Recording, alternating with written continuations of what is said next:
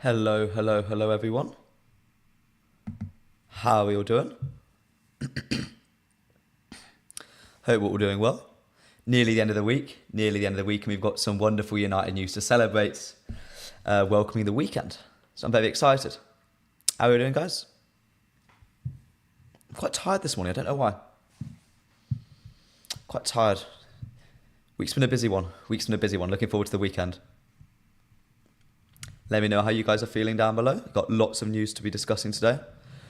Good evening, says Cubus. Good morning, mate.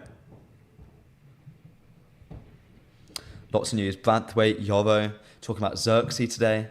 Talking about Jadon Sancho, that report from The Athletic that dropped. Got lots and lots and lots to talk about. Really excited. Really excited. We'll let some people get into the stream. Then we're going to get straight into it because we have so much to talk about today, guys. So much. Hope we're all looking forward to it. I hope we're all going to be very, very vocal in the chat. I want to know how you're feeling. Jared BRANTHWAITE, ladies and gentlemen.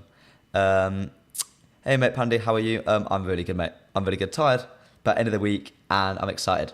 I really am. Really, really big news dropped yesterday. Let a few more people filter in, then we'll get right into it.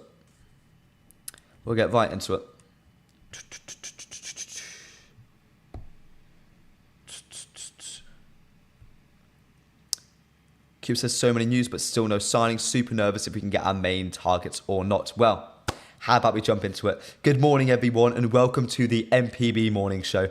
I'm your host, Alex, at Alex Talks All, and we need to get straight into this stream as Manchester United are kicking off this transfer window with a bang. Agreeing personal terms with BRANTHWAITE, an incredibly ambitious move for the best centre-back prospect in world football. And we need to answer the question, what's going on with Michael Elise? If you're excited for all of that and so much more, please leave a like on the video. We're aiming for 40 likes today. Hit that subscribe button as well. We're really trying to grow this community. Over 60% of you aren't subscribed to the channel. And of course, get involved in the chat down below. It is a community, it is a family on the MPB Morning Show, and I want to hear your thoughts, your opinions. And the first opinion of the day is Jared BRANTHWAITE. Yesterday afternoon, evening, seemed to be a nice quiet Thursday, nothing much going on. I was relaxing, but then the Times dropped the bomb. Manchester United have agreed personal terms with Jared BRANTHWAITE's representatives. The agreement would result in BRANTHWAITE being paid around £150,000 to £160,000 a week at United. First thoughts right off the bat, how are you feeling? Is that a good sign for Manchester United? Are you excited? Good morning, Adapper. I'm good, mate. Let me know, how are we feeling about Jared BRANTHWAITE move to United? Before we get into him and his wages, before we get into how he fits into the team, let's look at his price tag because it's been widely contested. Just now, Fabrizio Romano put out a post saying that Everton have no plans to sell him for less than 65 to 70 million pounds. That is an outrageous fee. The BBC were quoted yesterday as saying, if I can find it, they said £80 million would be the fee they were demanding for Jared BRANTHWAITE. Docker came out and said Manchester United are hoping to strike a deal with Everton for Jared BRANTHWAITE after agreeing personal terms with the defender. Everton are holding out for at least £70 million. How do we feel about that? That to me is quite an egregious price tag. Let's see what we're saying. BRANTHWAITE is good, but don't want us to overpay. £50 million max. Cuba says, I think £150,000 to £160,000 is too much for him. Ineos said they want to reduce the wages. For me, £80,000 to £100,000 is fair. A huge red flag. Apparently the wages, WY, how you doing, mate? Let's look at the price tag for BRANTHWAITE. Everton, as we know, are in a huge financial situation. The situation certainly is a huge problem for them. They don't really know who their new owners are going to be. It reconnects. 1 second.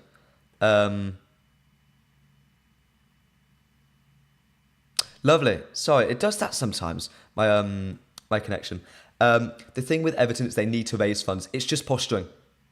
It's a negotiation tactic. That's all it is from Everton. They're saying £80 million. They're saying £70 million, £65 million. But notice from last night it was 80. This morning it's £75 million. It's £70 million. It's £65 million. It's just getting lower. Toulon says the ridiculously high wages suggest Everton won't get anywhere near £80 million for him. The wages we'll get onto in a second. We'll talk about that after we discuss how he'll fit into the team. But with his price tag, it's just a game of cat and mouse. I think I saw this. Muppeteer said it yesterday. It's very normal. Then Chelsea did it with Mason Mount, didn't they? They were like, we want £70 million, £75 million for Mason Mount. We ended up paying 55 million. And I think personally, that's a really good price point to aim at. £50 million plus add-ons, I think is quite fair for Branthwaite. I know Lenny Yoro is being quoted at £42 million, and that is the actual figure he's going to go for. But Branthwaite is English, he's got that Premier League tax, and as we always know, they cost a little bit more in today's market, especially with the homegrown quota United have to fill. Yeah, no, it did lag, I apologise. William says, I'm not convinced too much money, would rather get 2 defenders for that. It won't cost £80 million. Trust me, he won't cost £80 million. It's going to come down. But let's have a little talk about how he fits into the team at Manchester United. There's a bit of confusion on the app yesterday saying, is Branthwaite a left footer? Is he a right footer? Branthwaite is left footed, but in the same way that Mason Greenwood used to be ampipedal, he could use both of his feet really, really well. Branthwaite can do the same. And this actually, he did it at PSV. He can play as a right centre-back as well as a left centre-back. So chat, let me know, where would you play him at the team? Would you bring him in to replace Lisandro Martinez? There have been some rumours you're going to bring Branthwaite in, push Martinez out as a left-back, or even bring Branthwaite in to push on the right-hand side of the defence. Let me know in the chat, how do you feel about it? How do you feel? Bocco says, what about Todibo? Todibo to me feels very much like a plan B, especially when we're discussing about Lenny Yoro and seeing him as a unique market opportunity. It feels very much like Todibo is a plan B for Lenny Yoro at this point. Pandy says £42 million for Lenny Yoro and £30 million for Todibo are better options. Jared Branthwaite brings something to the club that we don't really have. He is a monster physical profile. He wins his duels incredibly well. He's like the number 2 at winning duels across all the under-23s in Europe. He's a monster. He's what, 6'4"? He's a huge, bulky lad. He's quick. He's an excellent channel defender. He's versatile. He's two-footed. He's very raw still. The lad is very raw. We saw how inexperienced he can be when pressing up on players.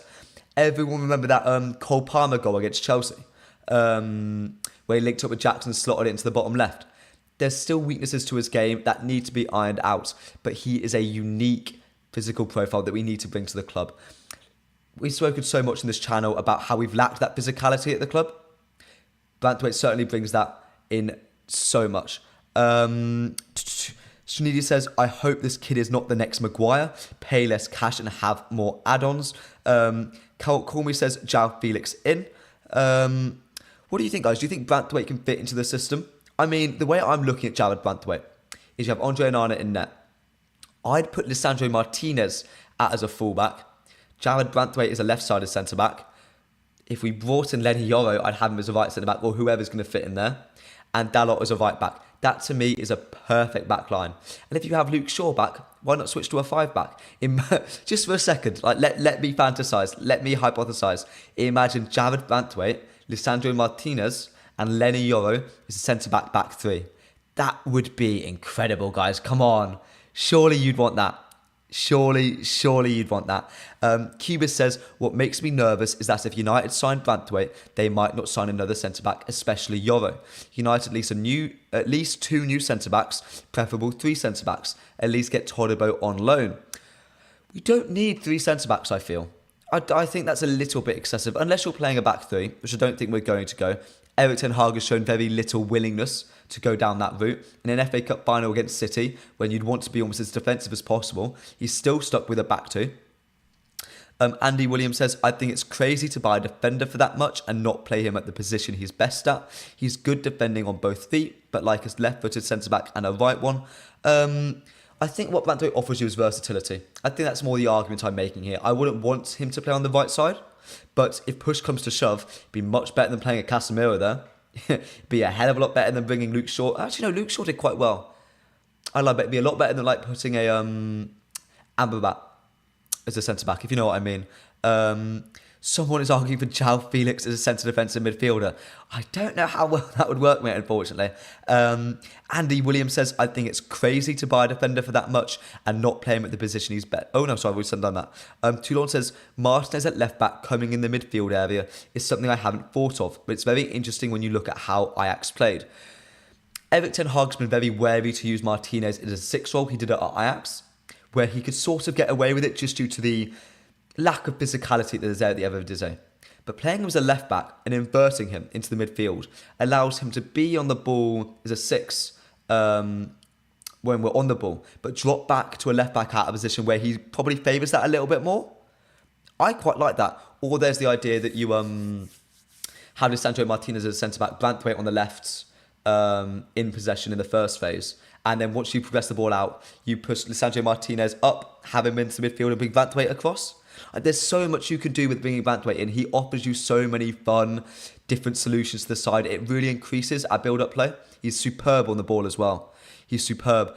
Cuba says, for me, the perfect back four is Frimpong, Yoro, Branthwaite, Lisandro Martinez, with Frimpong going forward and the rest playing a back three. Shaw is done for us. Can't rely on him, and he threw the club under the bus. Shaw's never thrown the club under the bus. He's just injury prone. The lad got snapped in half at 18 years old. You can't blame him. And when he's at his best, I'd make the argument he's a top 15, top 20 player in world football. I know that's going to annoy some of you.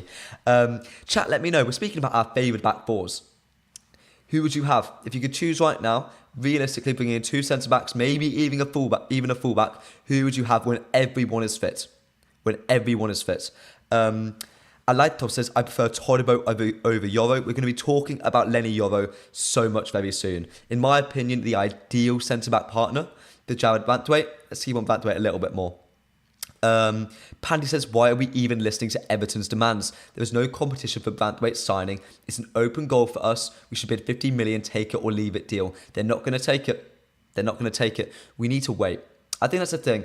I have criticised Ineos in the past, especially with the manager situation. They're dragging their feet, for being too slow, for waiting too long. They have done like that with Jared Branthwaite. None of us knew about it. No journalist knew we were that close. No one knew we'd even thought about personal terms. And then at afternoon, they go to the Times. Yeah, can you say this to us, please? Just tell the world that we've been working incredibly hard behind the scenes. If we could have got Branthwaite by now, we would have done. But we know if we wanted to sign him right now, we would be paying 75 million to 80 million pounds. Ineos are being incredibly intelligent here, guys. They're being so intelligent. They're waiting. It's 80 million pounds right now. It will drop to 50. It will drop, but we have to wait. I urge with you guys, patience. 2 weeks' time, 2 Fridays' time, if we're still not any closer, sure, I was wrong. But trust me on this. Wait about a little bit. Andy Williams says, it's worrying me. We had -1 goal difference and the striker market is very poor. We don't need a top striker, tippity top striker. We have Rasmus Højlund for that. He's untouchable by the club. Excuses for sure he's done. I think that's quite harsh. Chat, let me know. Would you keep Luke Shaw at the club? He is not one of the untouchable players. And if an offer came in for him, what would you think would be a suitable offer for him to leave the club? 50 million, 60 million, 70 million? To me, for a top 15 player in the world, although he's injury prone, you've got to be getting at least 60 million pounds for him. I'm not really sure how a Branthwaite-Maguire partnership would work. I think you'd have an incredible box defending centre-back partnership. Imagine those two monsters in the box. Haaland wouldn't even get a sniff if you had him against those two. I think it would work really well in possession. I think out of possession, I think we would be caught a little bit because Maguire isn't the quickest. I don't know how good he is at playing as a cover centre-back. And Jared Branthwaite is incredibly aggressive. It's why I sort of don't think Branthwaite and Martinez can work. So when you want a centre-back partnership, you want one who is really aggressive and one who can sort of sit back a little bit. The sitting back one's called a cover centre-half, essentially. That's their role. That's why Martinez and Varane were so good. Martinez would push up, Varane would hold back. It made it really balanced and it left us not so vulnerable to counter-attacks, which is why I sort of hesitant for Branthwaite, Lisandro Martinez centre-back partnership. Although I do think they could do a job with Licha as the fullback and Branthwaite as the centre-back or vice versa. If Everton don't want to accept the £15 million bid, I would use that money to bid on Calafiori. I think that's how I say his name. Let me know, chat. Do you like? I've never heard of him particularly. Well, I've heard of him, but don't know much about him. Would you take him at the club? I'm really quite high on Jared Branthwaite, and I'm really excited about him. Ineos are really blowing my mind with what they've done here. Branthwaite might even give a transfer request, which will lower the price. Will be a waiting game with him late June. Exactly. Malman, thanks for joining the stream again, mate. But as always, sense in the room. Really, really, really right. Toulon says there's no better left back than Shaw when he's fit. Exactly. That's not merely an opinion. It was all there for who have eyes to see. Exactly. He is fantastic. Luke Shaw, absolutely superb. Pandy says keep Martinez, Evans only for experience. Cam Wilder and sign 2 centre-backs and sell Maguire and Lindelof ASAP. I want to say sell Maguire ASAP. If we need to generate funds, yeah.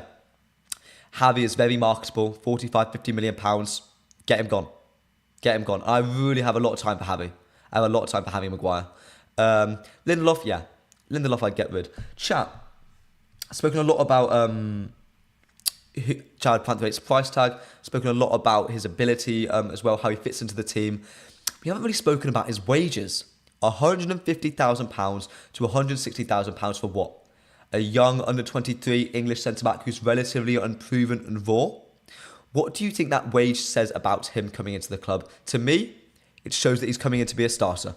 You don't pay a bench warmer £150,000. I'm sorry, that's a lot of money. That's pretty much what I'm assuming Martinez might earn, what Dalot might earn. Cuba says, bruh, Calliope is a way better player than Branthwaite. If he is English, Ineos would have been all over him. I've never watched him. I've unfortunately never watched him. Chat, if there's anyone else who watched him before, let me know. Let me know. Cuba says sell Shaw, loan out Malacia to sell him next year. Move Lissandro to left back, promote to Harry Mas to cover Leacher. You know what? That's not the worst idea in the world because Branthwaite can also cover there. You bring in another centre back. You've got Johnny Evans who can do a shift at left centre back. Especially if you keep Victor or Harry, both can do that job. You'd still need to sign Yoro though. But then again, if you sell Shaw, do you need to sell centre-back? Because it's quite obvious we can afford Branthwaite without selling a player. Ooh.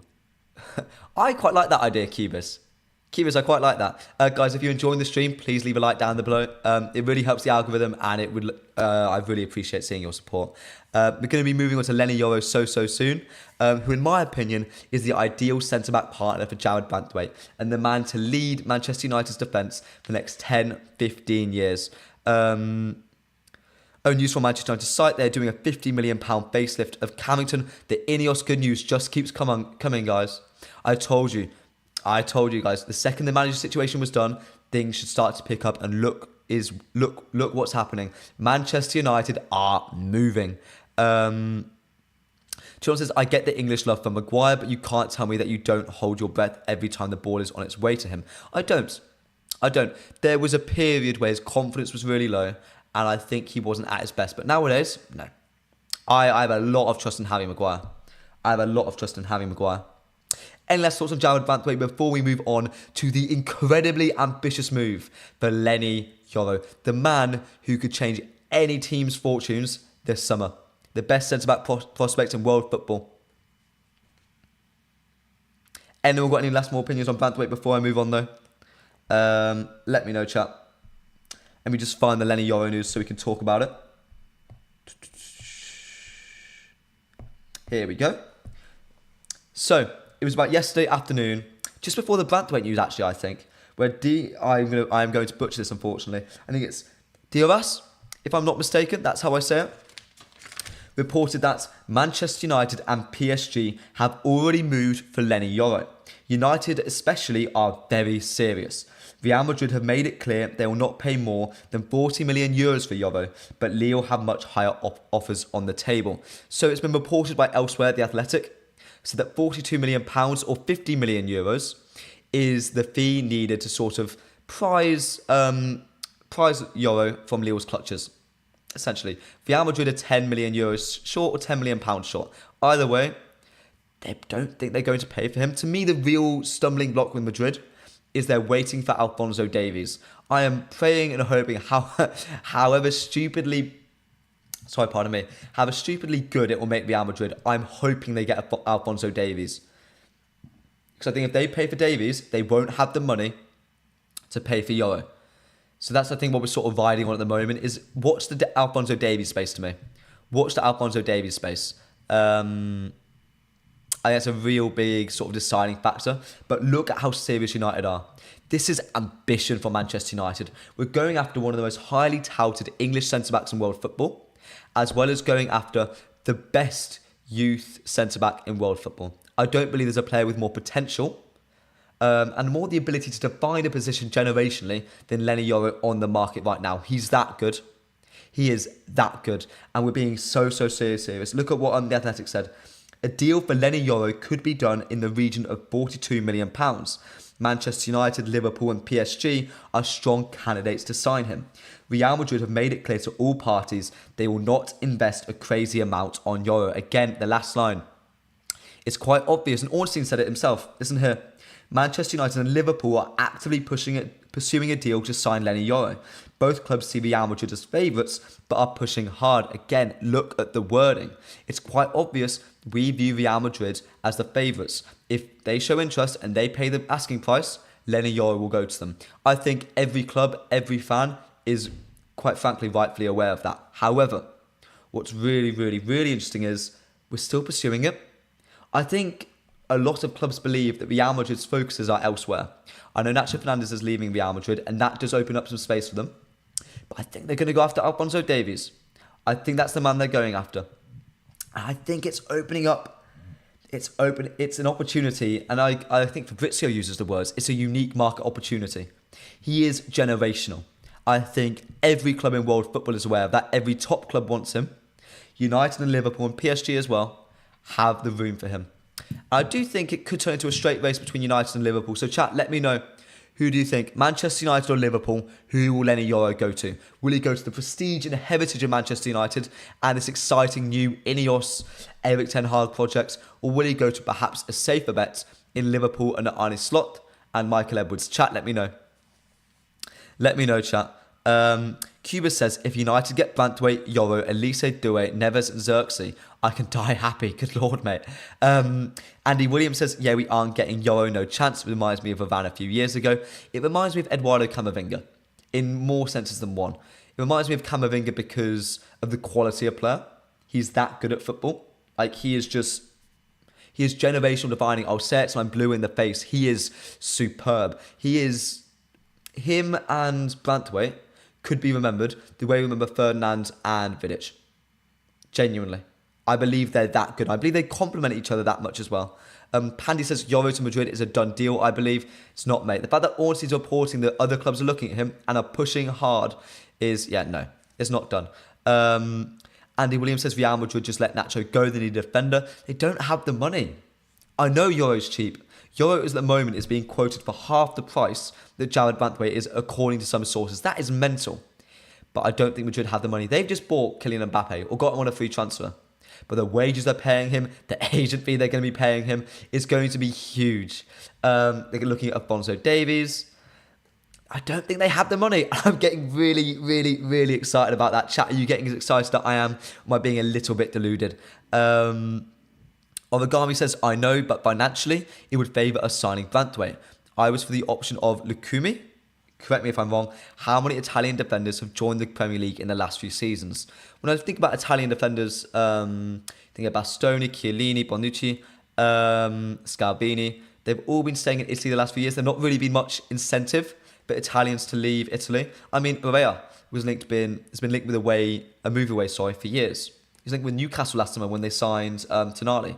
Tonali was actually the last big Italian name who came over. And remember when he came, he was looking... the man looked so depressed. Everyone's seen the meme of just how sad and forlorn he looks. He's currently on a betting ban. So, look, I just don't think there's much sort of reason wishing for an Italian centre-back to come at the moment. Exactly, people forgetting that Madrid have already spent huge money on Endrick. Thank you for reminding me. Cuba says, I remember a few weeks ago, there was a rumour that Madrid were only willing to pay £25 million max for Yoro. Between United and Liverpool, Yoro better choose United because it is guaranteed playing time. I mean, there were rumours that Virgil van Dijk was heading off to Saudi Arabia. There were a few rumblings about that. I don't really know if that's going to come to fruition. I've heard nothing that concrete on it. There's certainly interest, and if he goes, perhaps there's the funds for Yoro to come to Liverpool. I think that's probably why we're pushing so hard for Yoro now. We want to convince him, look, you want to move now. You want to get your future sorted. You want to come to United. Ignore Madrid.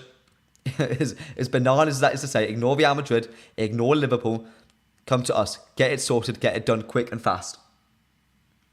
Let me know, do you think I'm being deluded, or do Manchester United have a genuine chance at signing Lenny Yoro this summer? Let me know. And do any of you want... I mean, I've been raving and loving Lenny Yoro. Do any of you want someone else? I mean, would some of you prefer to keep Maguire than signing Lenny Yoro? I do think it's a case of selling Harry Maguire, signing the centre-back. Let me know, chat. Let me know. Let me know. Cuba says, I hope Alfonso wants to leave Bayern. Madrid wants him and won't have enough funds to get Yoro. Exactly. That's exactly my thoughts, mate. Exactly my thoughts. If you're enjoying the stream so far, chat, please leave a like on the video. I'm really enjoying the stream so far. I'm getting rather excited. As always, hit the subscribe button. I'm here every day at 11 a.m. bringing you the latest and greatest Manchester United news. And as always, follow mufcMPB on X so you never, ever miss a piece of Manchester United news, exactly like the breaking news we're bringing to you now. Andy Williams, it's weird because Branthwaite is a very United signing and Yoro feels too smart. We will see. That's sort of what we want to do. We want to make the signings that Fergie would have made all those years ago, but the signings that Ineos are going to make now. You want a mix of the two. You don't want to lose that United identity, but you want to develop it. You want to bring something new. Pandy says Antonio Silva is also good, but so expensive. Those links died down. I was told that we were looking at him, that he was appreciated, but I just think, yeah, as you say, he's just a bit too expensive. He's just a bit too expensive, unfortunately. Any other opinions on the centre-back situation, guys? Here's a question for you. If you could only sign one centre-back this summer, who would you bring in? Would it be Lenny Yoro? Jared Branthwaite? We've heard Scalvini a few times. You've heard Todibo today as well. Let me know, chat. Origami says, IMO for the right centre-back. Diomande would be my first option over Yoro, but I would want a decent signing rather than what we have or none at all. If Harry Maguire is fit, Harry Maguire will be, for the next year, probably better than a Lenny Yoro or a Diomande. After that, sure, their potential will grow and they will achieve very, very, very good things for whatever club they play. They will win trophies, both of those players. But for now, Harry Maguire, I generally think is probably better than Lenny Yoro. Andy Williams, is there any talk on a holding midfielder? I think it's almost like we're going... It's almost like we're treating it like a sandwich in a weird way. We're looking at the sort of front line first, looking at a striker, looking at a right winger, and then we're having a little look at the back line, just because I think at the moment it's easier to be moving on our centre-backs. It's easier to be moving on Mason Greenwood, Jadon Sancho. Andy Williams says, Yoro 100%. Yoro is prepared to run his contract down and go for free. If his heart is in Madrid, let him go there. I mean, no. No, I want the best football players at my club. And I think Lenny Yoro's...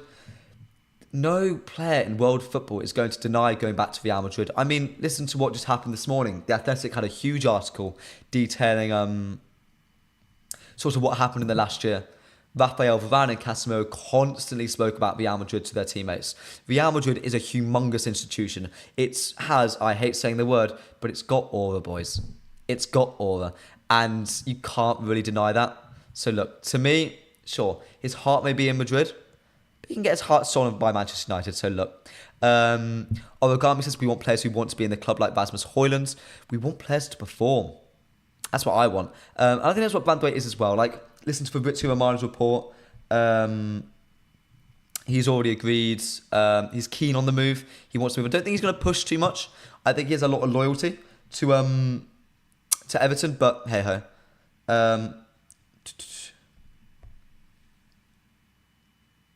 Todibo says, Pandy. Let's have a little look. Branthwaite because of versatility. I think that's a kicker with Branthwaite. he is just so versatile. He provides you a lot across the board, lots of different game plans. He really sort of develops the first phase of play as well, which I really quite like. Really quite like. Any other opinions on the centre-back situation, guys? Before we're going to be moving on to Michael Elise and what on earth is going on with him. Any of the centre-back talk first, though, guys? Let me know in the chat.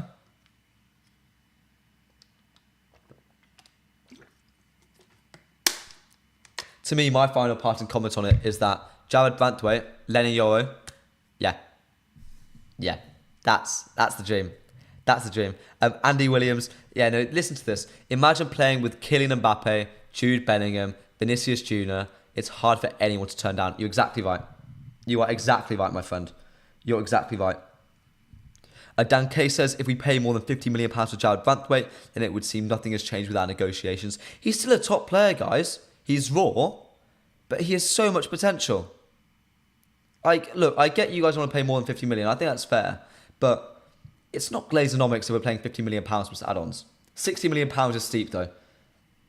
I don't want £60 million paying for him. Shall we talk about Michael Elise? Possibly one of the most interesting transfer sagas of the summer. Why Elise Swaga? Let's get into it right now, shall we?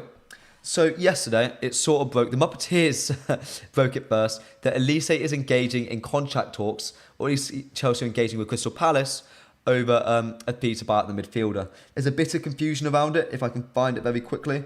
Matt Lordy T, a sort of premier source of Chelsea news, says Michael Elise has a £60 million release clause in his Crystal Palace contracts, although sources claim it is not straightforward and might only be able to be triggered by a Champions League club. Those reports have been questioned. It doesn't seem to be a struggle for either Chelsea or maybe a United or a Newcastle to sort of come in and negotiate that fee. I think £60 million is the ballpark figure. There was rumours that it could be negotiated. I think to me it's that pay around £60 million and your bid's going to be accepted. David Ornstein said Newcastle, Bayern Munich and Chelsea have all contacted Crystal Palace over the possibility of signing Michael Elise. It's not a one-horse race.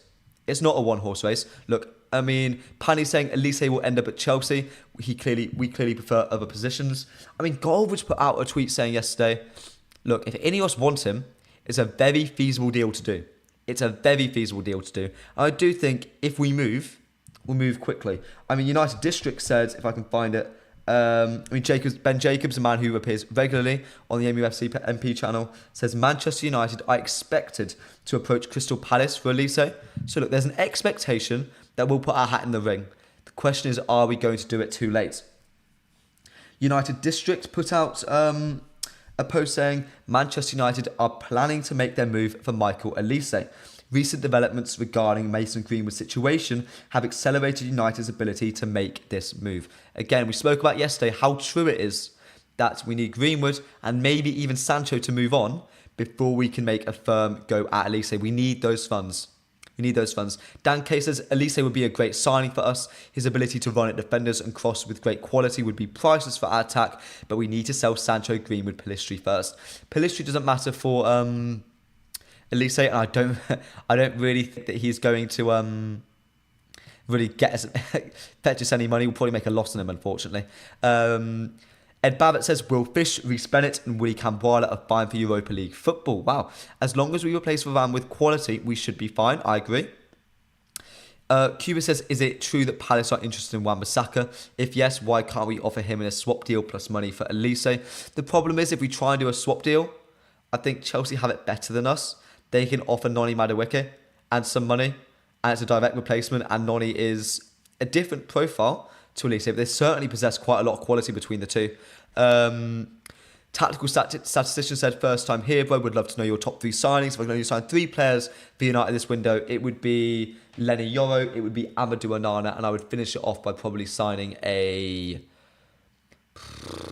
I'd bring in BRANTHWAITE as well. I'd bring in BRANTHWAITE. And welcome to the stream, man. Please stick along. Hit the subscribe button as well. Origami says Elise at Crystal Palace is on £100,000 per week, so in United will probably have over £200,000 to £250,000 per week because BRANTHWAITE is on £40,000 per week at Everton.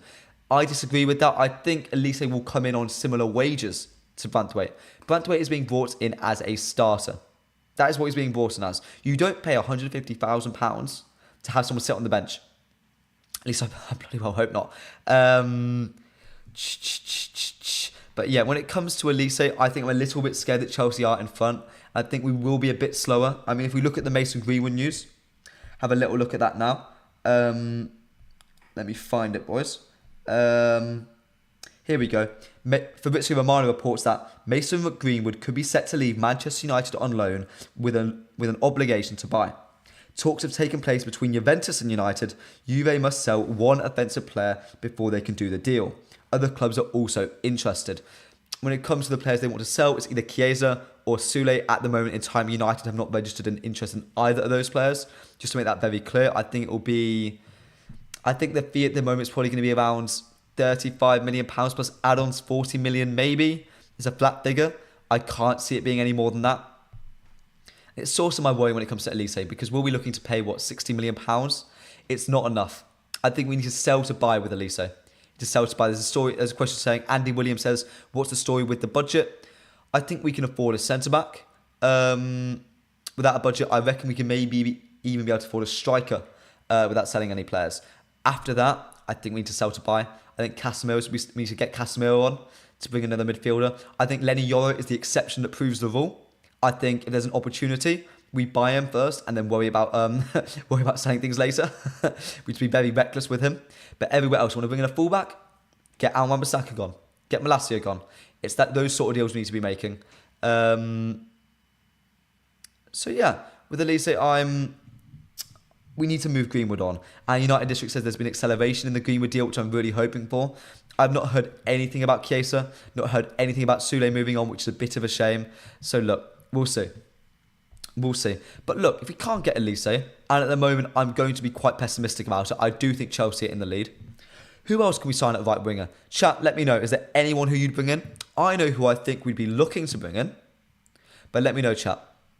Let me know, who would you bring in at right wing if not? Or would you not bring anyone in? Would you just have Amad Diallo, Anthony, don't like saying his name, and I know Jadon Sanchez moving on. Would you be happy with those two as our only right wingers, with Garnacho coming across sometimes to provide something different, even Rashford coming across?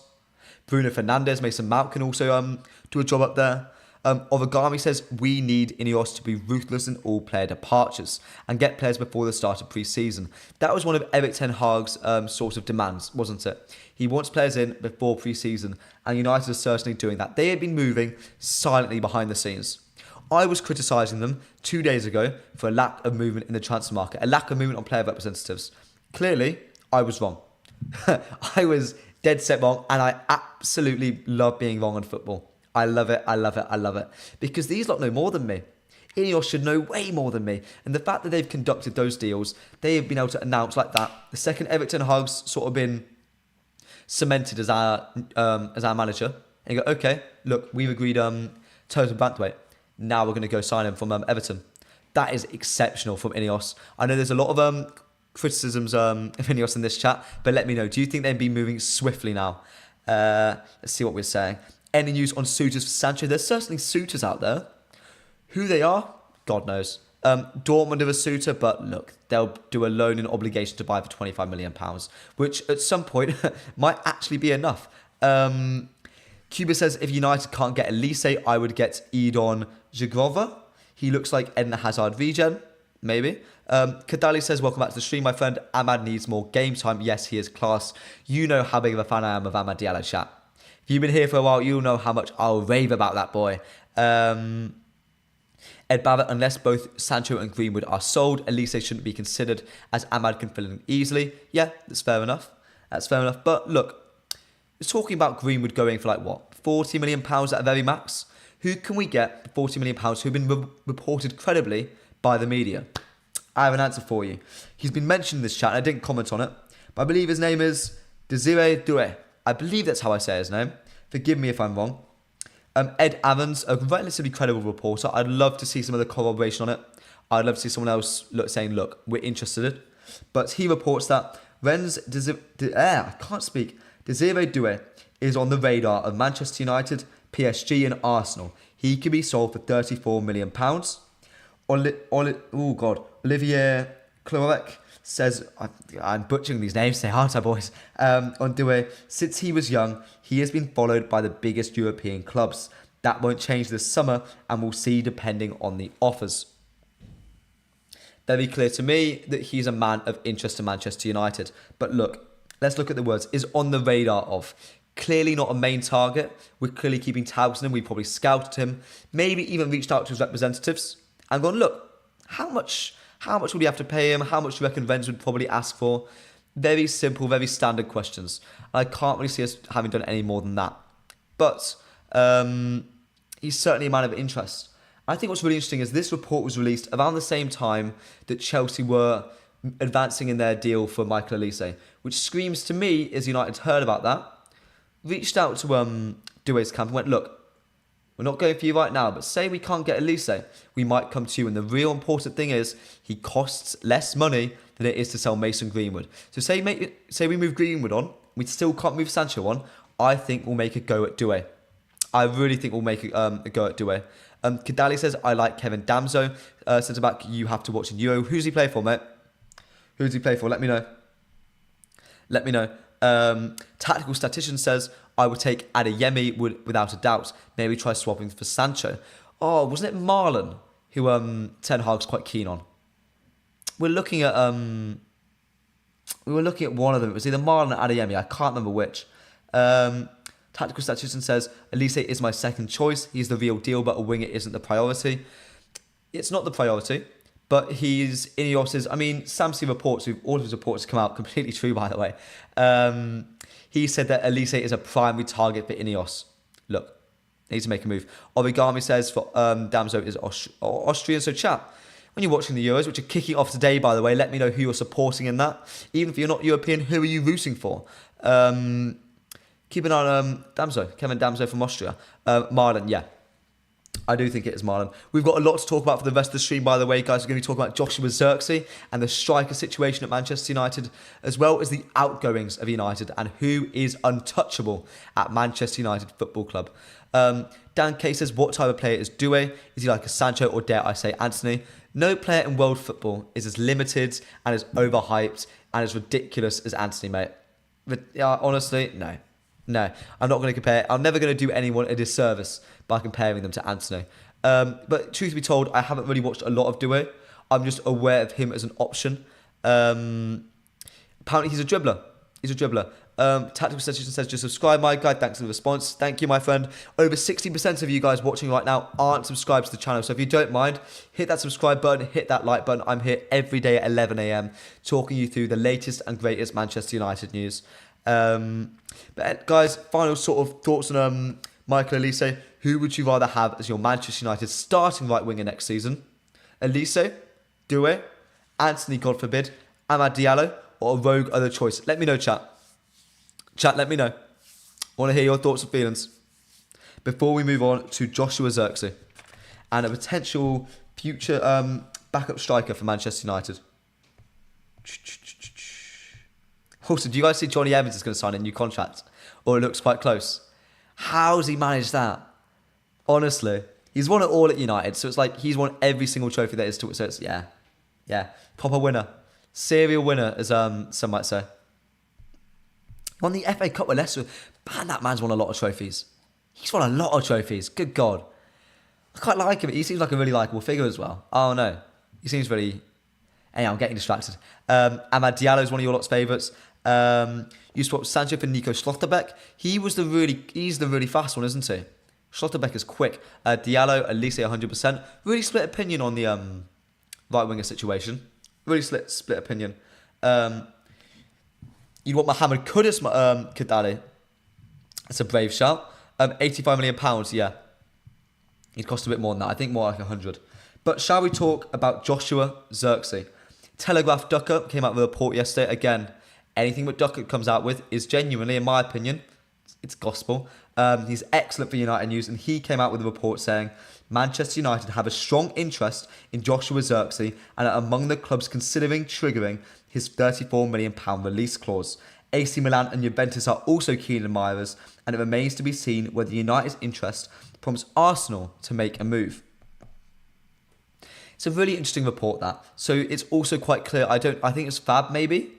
Someone came out with a report saying that AC Milan are the clear frontrunners. They have an agreement on personal terms with Xerxes. It's quite clear that he wants to stay in Italy just at the moment. But again, we're talking about this, £34 million release clause. All well and good. The agents are demanding £15 million. And I'm quite certain that AC Milan might get quite cold feet over that. They're not in the best financial situation. They can't even compare with English clubs like United and Arsenal. So look, it's something to keep an eye on. He's quite clearly United's first choice for a striker. You know how much I'm raving about him. I'm coming more and more to the idea that a different profile will sort of... we talked about Branthwaite earlier coming in, being that versatile player who can sort of change the way we play. We can sort of do different systems with him. Xerxes does that for us as well. James from the Muppeteers had a really good point saying yesterday that, look, Højlund is the focal point of our attack. We send long balls over to him, and we do a long ball over the top. He's aimed pretty much at Højlund. He occupies very similar channels to Rashford. But look, when we're talking about Xerxes, he's someone who drops into where the 10 can be sometimes, where Bruno sort of chills. And loves those pockets of space, loves those half spaces on the left and right, and can facilitate the runners in behind with Rashford on the left and Garnacho on the right. We scored the first goal in the FA Cup final with a long ball to Garnacho running in behind. The boy is quick, the boy is shifty. He's a good enough finisher. I know this chat's not going to like this. Garnacho can finish the ball. So when it comes to Joshua Xerxes, it makes sense to have that facilitator to allow those two to sort of stretch the opposition and to provide a different sort of threat than Rasmus Højlund can. I think that's why United are focusing on him. Dan Case says, I would prefer Ivan Toney, Premier League proven. But again, you know what? I'm starting to trust Ineos quite a lot. Kadai says, couldn't you hear me go? Sorry? Wait. Okay, I've just been lied to. No, mate. We have not got a couldn't you hear me go. Good Lord. Jack Toll, which has come out, speaking about Branthwaite very quickly, told Branthwaite is nearing a move to United and there is anticipation that a deal will conclude by 30th of June. Exactly. What we've been saying. Toulon says Kudus is a very good player, but if he is big club quality, he'll be at a big club next season. I just don't think he will be because I just don't think he is big club quality. Mohamed Kudus scored a bicycle kick on the last day of the season against City when they're going for a title. I'm sorry, the boy's class. He's got the celebration. He's got the aura. I'm sorry.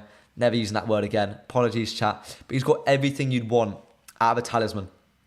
Everything you want. He's developed a great connection with Lucas Paquetá. So look, he's the sort of player I'd want. Johnny Evans is a red, says Andy Williams. Yeah. He's slowly becoming what Cavani was to me when he was at the club. Andy Williams says Ibrahimovic is pushing hard for him to join him at AC Milan. I mean, it's the agent fees. If AC Milan are willing to cough up £15 million in agent fees, yeah.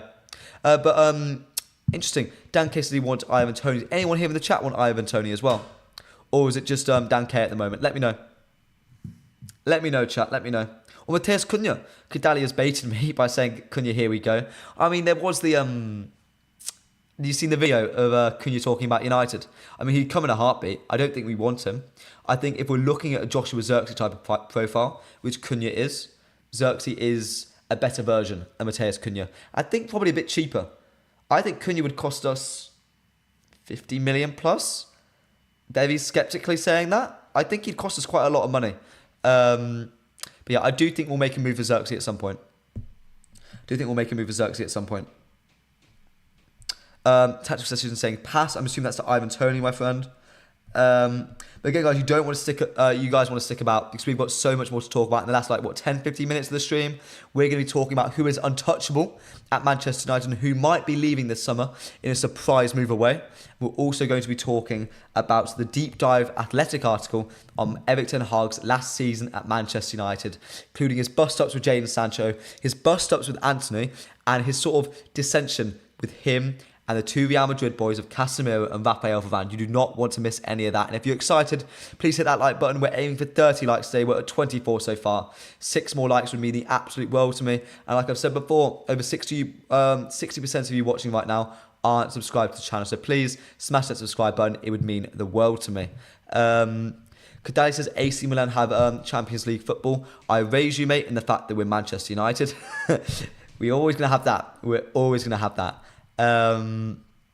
Eugene says, well, first time in the show, mate, welcome. We didn't need Branthwaite when we have Kamwala. Same profile, both raw, and for the money to invest in our youth and use the money on experience. Chat, let me know, who do you think is better, Jared Branthwaite or Willie Kamwala? I'm quite certain that Jared Branthwaite is a better player than Willie Kamwala, unfortunately, mate. Cancelo is available for cheap, good short-term fix. The man is a mercenary and falls out at every club he goes to. So no, that's a hard pass from me, unfortunately. Any last opinions on the sort of Xerxes talk, boys? Let me know. Let me know, because we're going to be moving on to the untouchables at Manchester United. Let me know, chat. Let me know. Hummels is a man you're interested in, Eugene. But let's move on to the untouchable players at Manchester United. So, Disco Mirror put out a report, was either last night or this morning, saying Ineos will listen to offers for most of the Manchester United squad this summer, with the only exceptions being Andre Onana, Lisandro Martinez, Diogo Dalot, Alejandro Garnacho, Kobbie Mainoo, and Rasmus Højlund. How do you guys feel about that? Do you think that's a fair list? To me, I find that really interesting. Diogo Dalot's inclusion in that makes me feel that another right-back won't really be signed. I know Fabrizio Romano has said that Wan-Bissaka has chances to leave the club this summer. Look, I don't think either will. I don't think there's enough of a market for Wan-Bissaka. And personally, he's one of the best utility players in world football. So look, I'm keeping him. I'm keeping Aaron Wan-Bissaka. But what I'm really, really excited about this is Lisandro Martinez's inclusion. I think Erik ten Hag has huge plans for Martinez and how to use him this season. We saw at the end of when he played this season just how important he is to the squad. He could literally do the first phase of play by himself. He is genuinely a progression cheat code. He's press resistant. His sort of range of passing is immense. He's wonderful. But I think Erik ten Hag's going to get creative in how he uses him. Maybe pushing him out to left back. Maybe pushing him out as a central centre-back. Using him as an inverted wing-back. That's sort of the way I see Erik ten Hag using him soon. The other options on there, and probably, actually, no, not the options, the omissions from that list. Marcus Rashford, Bruno Fernandes, Harry Maguire, Mason Mount, Amad Diallo, Luke Shaw. All names that could be available to leave the club this summer. Chat, let me know, do you want any of those players to leave? Are there any players you would add to the untouchables list? Let me know. Let me know. Yes, Wan-Bissaka in, Luke Shaw out. I wouldn't have him as an untouchable. If I can offer 35, 40 million K for him, I'd happily go. Cuba says, I think keeping Dalot is due to his versatility. He can cover many positions just like Daley Blind at Ajax. He can play both fullback on the right or the left. He can do both. I mean, he's so much better on the right. But he was quite competent on the left during the FA Cup final, don't you think? Bruno Fernandes, you'd want to keep. I think when it comes to Bruno, I wouldn't sell him this summer, but I think next summer, I think might be the summer in which not Marcus Rashford, but yeah, no, maybe as well, Bruno Fernandes moves on. I do think so. Dan K says, this sends a message to the likes of Rashford and the likes of Shaw that they are no longer first choice and they will be sold if they have another poor season. I think it's a warning. I think Rashford needs to step up. I think Luke Shaw needs to sort of solidify his fitness if they want to sort of stay around next season. That's what I'm sort of talking about next season possibly being a mass exodus for this football club. Getting rid of the players who dominated the Ole Gunnar Solskjaer era, who dominated the Ralf Rangnick era, who were dominating the Erik ten Hag era, just because they might need to move on soon. Katie says losing Bruno would be the daftest thing we could do. I mean, yeah, mate. Yeah, very valid way of saying it. Very valid way of saying it. Bruno, £50 million to Bayern Munich. You triple that and you've got a deal. You triple that, Kadali. You triple that. Cuba says it depends on the price. If a £100 million bid comes from Bayern, we need to consider it. That's sort of my point. If we get a £100 million bid for either Rashford or Bruno, I think you take it. I think you take it.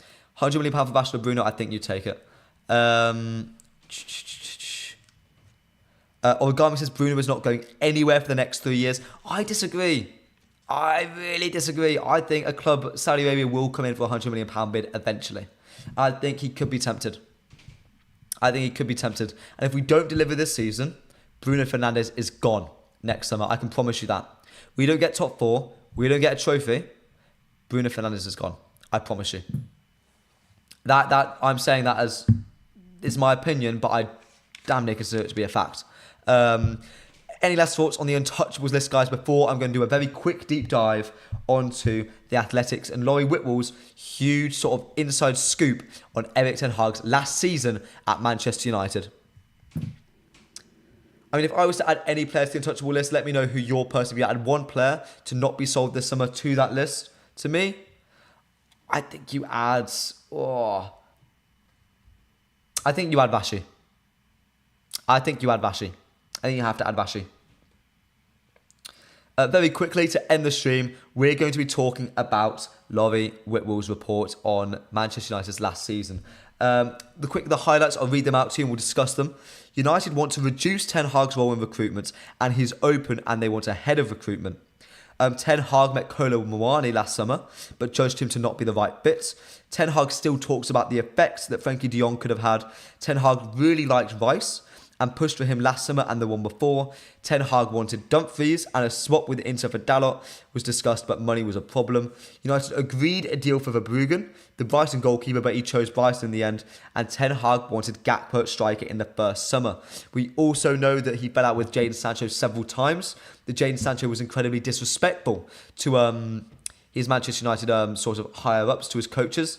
We learned that Anthony really frustrated Erik ten Hag at times this season, and he sort of feels a little bit disappointed in Anthony's performances, considering how much he backed him for.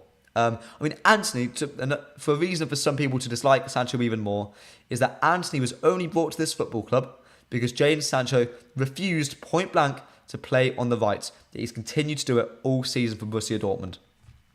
Look, I wanted Sancho at the club. After reading those reports today, I don't want him anywhere near my football club, unfortunately. Nowhere near. You lot love Rashford? Yeah? I do. You can't hate an academy lad coming through. He was had to perform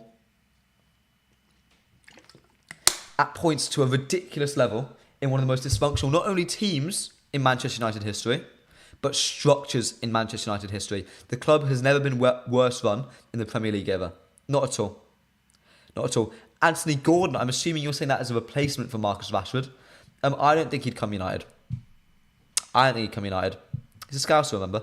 I don't think so. I don't think he'd come. But boys, what do you feel about the Athletics deep dive into the last season of Manchester United? Remember him? Yeah, I do, mate.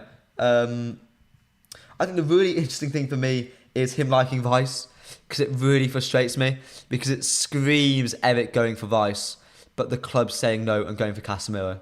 So we missed out on Frankie de Jong, and we were going to go for another 6. We could have got Declan Rice instead of Casemiro, and that really depresses me. That really, really, really depresses me. Anyone got any more questions for me today, guys, especially on that last Athletic report before I end the stream? It's been an absolute pleasure doing it today. I'm here every day at 11 a.m, here to bring you guys the latest and greatest Manchester United news. Remember to hit a like on the video, subscribe to the channel as well, as well as leaving me a follow at Alex Talksall on Twitter, as well as at mufcMPB on Twitter, to never miss an update on Manchester United.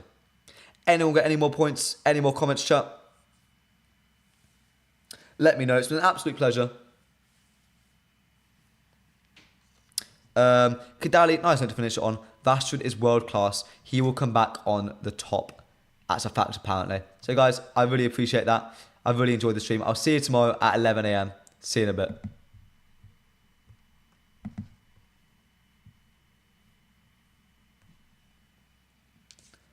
Wasn't too bad.